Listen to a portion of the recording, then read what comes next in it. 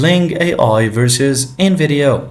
Looking for the best AI-powered video creation tool. Today we're comparing Kling AI and InVideo to see which one comes out on top.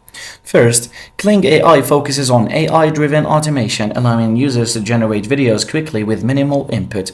It's great for fast AI-generated content but offers less customization compared to traditional editors.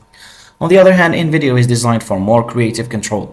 It provides pre-made templates, text-to-video conversion, and an intuitive editor, making it ideal for marketers and content creators who want polished, professional videos. In terms of pricing, Kling AI often provides affordable AI-driven automation, while InVideo offers a mix of free and premium plans with more editing flexibility. So which one is better? If you want quick AI-generated videos, Kling AI is a solid choice. But if you need more customization and professional-looking results, InVideo takes the lead. Thanks for watching.